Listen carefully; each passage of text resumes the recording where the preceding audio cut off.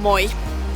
Omien vanhempien ero voi tuntua maailman kamalimmalta ajatukselta, tai sitten se eroaminen voi olla helpotus kaikille. Meitä on toivottu tätä aihetta jo pitkään, joten nyt on aika tarttua tähän. Tällä videolla mä tapaan Islan, jonka vanhemmat eros joitain vuosia sitten.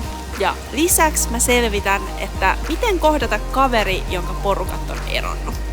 Tää on Yle Mix.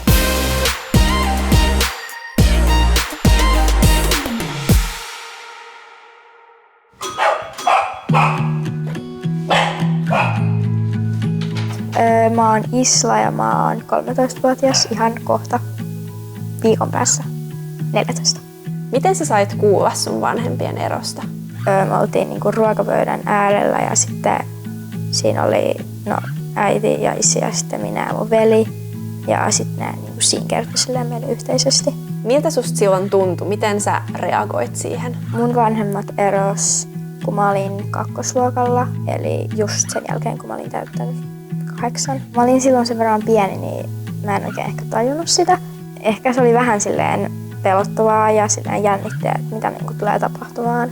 Monet aikuiset pariskunnat eroaa, etenkin loma-aikojen jälkeen. Niin kuin esimerkiksi tälleen syksyllä, kun takana on pitkä kesäloma. Ja tää johtuu esimerkiksi siitä, että kesällä vietetään enemmän aikaa yhdessä, jolloin myös riitoja voi syntyä herkemmin. Mut hei, ennen kuin mennään juttelemaan takaisin Islan kanssa, niin muista käydä painamassa tilausnappia. Muistatko sä, että millaisia ne ekat päivät tai viikot oli sen jälkeen, kun sä sait kuulla sun vanhempien erosta? No ne ekat viikot oli ehkä semmosia, että just toinen vanhempi silleen muutti sen omaan asuntoon. Ja sitten juteltiin niinku isi ja äidin kanssa siitä, että mitä tulee tapahtumaan.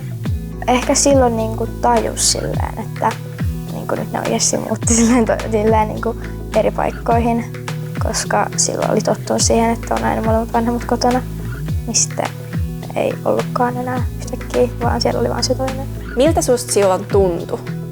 Ehkä vähän semmoinen surullinen, kun just ei nähnyt sitä toista vanhempaa ja just ikävää ja sitten en mä tiedä, ehkä silleen vähän jännitys, kun se oli silleen uusi asia. Ne ei oikein niin silleen tiennyt niin paljon vielä siitä asiasta. Islassa vanhempien ero nosti esiin tollaisia tunteita, mutta se, että jos sä oot tuntenut eri tavalla, on myös ihan täysin oikein. Noin isoon muutokseen mahtuu nimittäin niin paljon erilaisia fiiliksiä, siis jopa ihan raivoa, niin aikuisilla kuin lapsillakin. No silloin kun sulla oli esimerkiksi surullinen fiilis tai ikävästä toista vanhempaa, niin mikä sua auttoi sitten tähän ikävään? Esim. Se, että vaikka soitin videopuhelun sille toiselle vanhemmalle ja juttelin sen kanssa, että mä näin niin kun ne sen kasvot ja tälleen. Silloin kun mua harmittaa joku, niin mä vaikka teen jotain hyvää välipalaa tai leivon tai teen halihetken tai rapsuttelen koiraa ja sitten mä vaikka menen lenkille vaikka koiran kanssa tai yksin kuuntelen musiikkia ja sitten vaikka kun mä harrastan ringetteä, niin menen sinne treeneihin, niin se on kiva sinne päästä jäälle ja näkee kavereita. Aikuiset eroaa toisistaan, jos niillä ei ole hyvä olla toistensa kanssa. Mutta tämä ei tarkoita sitä, etteikö sun vanhemmilla olisi hyvä olla sun kanssa. Ja sun on hyvä tietää, että mitä oikeuksia lapsella on tommosessa erotilanteessa. 1. Vanhempien tehtävä on edelleen pitää susta huolta ja antaa sulle turvaa. 2. Sun ei tarvii valita puolia, eikä kumpikaan vanhempi saa estää sua pitämästä yhteyttä tai rakastamasta toista vanhempaa. Ja 3. Sun mielipidettä täytyy kuunnella, kun päätetään esimerkiksi, että missä sä asut tai kuinka usein sä näet sitä toista vanhempaa. Tärkeintä on muistaa, että niiden omien ajatusten kanssa ei kannata jäädä yksin. Mä itse asiassa pistän tonne alas pari linkkiä, josta sä ainakin saat apua ja juttuseuraa. Ja sä voit myös itse tarjota sitä juttuseuraa sun kaverille, jos sen vanhemmat on eroamassa. Mä kävin tapaamassa Jussi Pullia, joka neuvoo eroavia perheitä, ja mä kysyin siltä, että miten sen kaverin kanssa voi puhua. Aika monesti auttaa se, että sä voit ihan oikeasti aidosti halata ja sanoa, että hei, mä oon tässä. kerro vaan, mitä sulle on tapahtunut. Ja oikeastaan se tuoda niin kuin sen, että sä kuuntelet sanomaan mitä hyvänsä. Ja kyllä mä rohkaisisin myös sitä, että sä voisit rohkeasti kysyä, että haluatko puhua siitä sun vanhempien erosta? Haluatko puhua siitä, että miltä susta tuntuu? Haluatko puhua siitä, että mikä sua pelottaa? Niin kuin Jussi tuossa sanoikin, niin ehkä se tärkein juttu on se, että uskaltaa kysyä siltä kaverilta, että onko kaikki hyvin ja on valmis kuuntelemaan.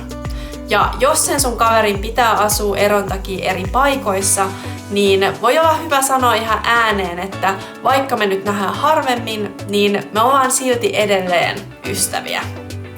Islan kohdalla toi asuminen menee niin, että se on aina viikon kerrallaan äidin luona, jonka jälkeen se muuttaa viikoksi iskän luo.